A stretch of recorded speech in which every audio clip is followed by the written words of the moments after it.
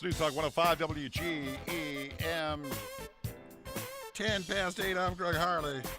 On the phone, an acclaimed global futurist, a speaker, and best-selling author. And, he just happens to be the keynote speaker of the Tri-State Business and Industry Innovation Summit coming to John Wood Community College next week. That'll be on March 14th. Jack Uldrich joins us. Hi, Jack. Good morning. So you don't really cover what's happened, although I'm sure you look at history. You're more or less looking on the next thing in business. That is correct, but I'll tell you, I do love to study history, and let me just tell you a quick story for what's coming. In the year 1900, there's a picture of New York City and all the streets, and all you see are horse-drawn carriages. And then there's another picture from that exact same street just 10 years later. It's all automobiles. And my point is the world changed a lot in those 10 years, and I submit that the change we're going to see in the next 10 years is comparable to what transpired 100 years ago. There's really big change coming. It's really exciting, but it's also a little scary. Well, yeah, the other thing is you think about the last 10, 15, 20 years, how cell phones have evolved, and people are able to communicate with anyone, anywhere, anytime, no matter where they are. Yeah, that really is amazing. I mean, I sometimes show a picture from the movie Wall Street. And if you remember it, Gordon Gekko, he's a super wealthy guy, and he's holding this huge brick-like cell phone. Well, today, virtually everyone on the planet has one of those. I mean, that's a remarkable advance in the last 30 years. But there are going to be other technologies that sort of undergo that same exponential explosion, the advances in robotics, sensor technology, the Internet of Things, 3D printers. And people in business and everywhere, whether you're in education, you're in politics, you need to be aware of these trends because they're going to transform industries, they're going to transform livelihoods, and they're going to transform our communities and states. And the one question that I have, we're going to see a lot of this in business, and a lot of technology does start in business. But how's this going to affect the consumer ultimately? Well, the consumer, I actually think the consumer is going to fare really well. One of the things that happens with a lot of these technologies, and the cell phone is the perfect example, not only do they get better, they get more affordable. And I think that the same thing is going to happen with a lot of these technologies. And so what that means for the average consumer is the price of certain goods is going to go down. I mean, if we can use robotics in the manufacturing of automobiles, those prices are going to go down. If we can engage in more preventative health care, we can start leveraging smartphones to take better care of ourselves and our health care costs are going to go down.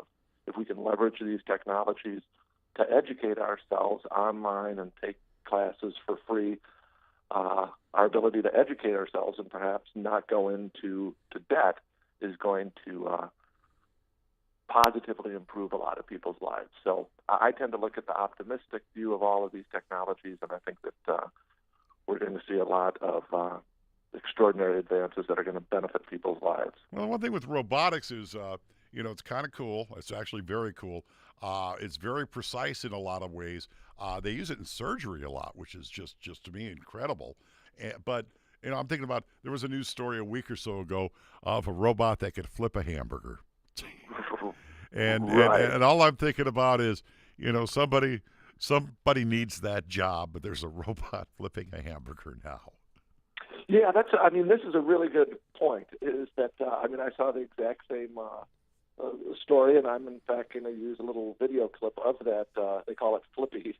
And so it is going to start working its way into fast food restaurants. And as we know, that's where many of us got our first jobs. So the question then becomes, what are going to be the first jobs of the future?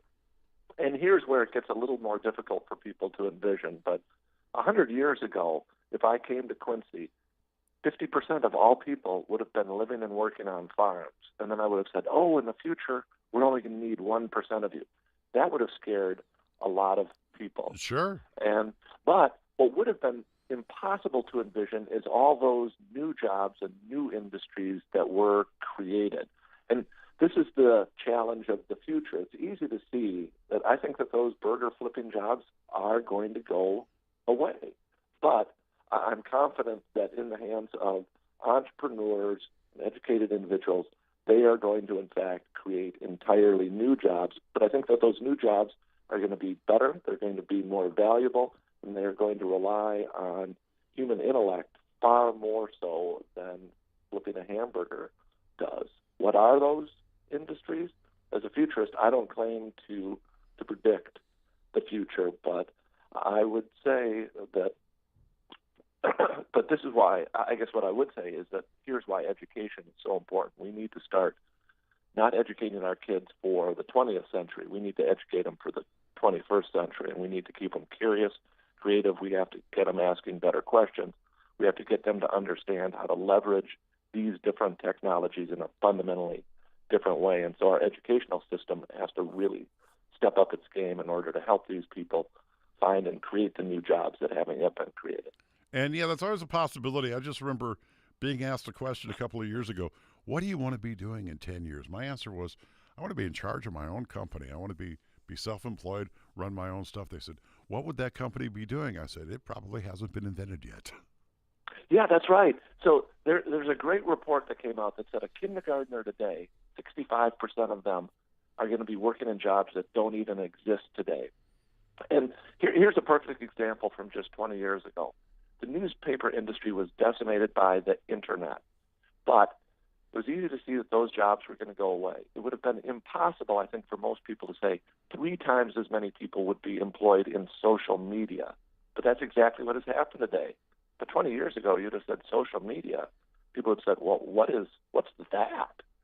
My point is, we're going to create new jobs. But I like your point. What I tell all kids, be prepared to create your own job in the future. I think the pace of change is going to be so fast that a lot of jobs and industries are going to go away. So you have to figure out how to stay flexible, adaptable enough, and to create your own job in the future. Yeah, and it's not so much that the content of the product has changed. It's like just the delivery of it. I mean, the newspaper is the news. It's the printed word. You're reading a paragraph. You're reading a story, and you're getting the same thing with social media. Just it's being delivered in a different way, is all.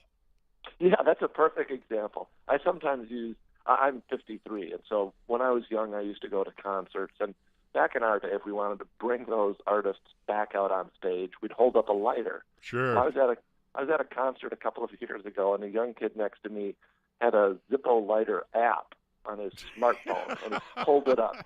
But to me, that's your point. Look, we're still going to do the same things, but how we do them with these new tools are going to change in some curious ways. And so I think the smart business leaders, when they see those curiosities, they go, oh, the world is changing. What else could I use that smartphone to do for education, for healthcare, on the job, to monitor workers, whatever it is. So just stay aware of how the world is changing. Yeah, there's a lot of change going on. Now, you're the keynote speaker this Wednesday over there at John Wood Community College for the big summit. Yeah, that's correct. And let me just give you a quick overview. I'm going to give everyone a big aha. And here's the aha. All right. Here's the big aha. It's an acronym. It stands for awareness, humility, and action. And in the keynote, I'm going to walk through those principles because I think they're really going to help future-proof businesses, individuals, and communities for what's coming next. That ought to be real interesting. What time are you going to be speaking on Wednesday? That is a good question. They'll tell you about 5 minutes before, right? Yeah, that's right. It looks like my keynote starts at 9 a.m., so I'll be speaking for about 45 minutes. And just sort of a glimpse into the future without talking to a psychic or someone with a crystal ball, just someone basically with actual facts, and here's what happened and here's why, and we could look for something like this to happen again because it always happens. It's always an evolution in technology that changes the world. Yeah, that's absolutely right. I mean, here's the bottom line of my keynote. As a futurist, I don't claim to predict the future, and anyone who says that they can, you should run away from because I think they're flat out lying. But what I will tell you is the only way to predict the future is to create it yourself.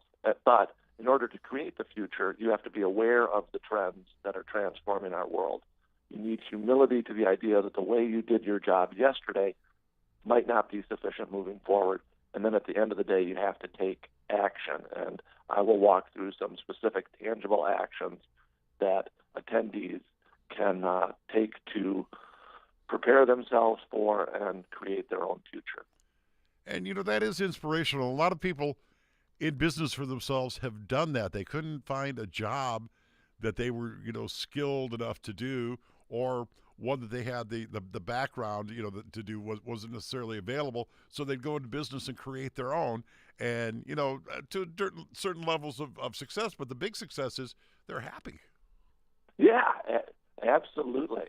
And I always tell people that the best futurists are the entrepreneurs, the ones who've gone out and created their own jobs, created their own companies. And as you said, ultimately they are the happiest. And that's because they're in control of their own destiny, and they're making things happen, and they're making the world a better place.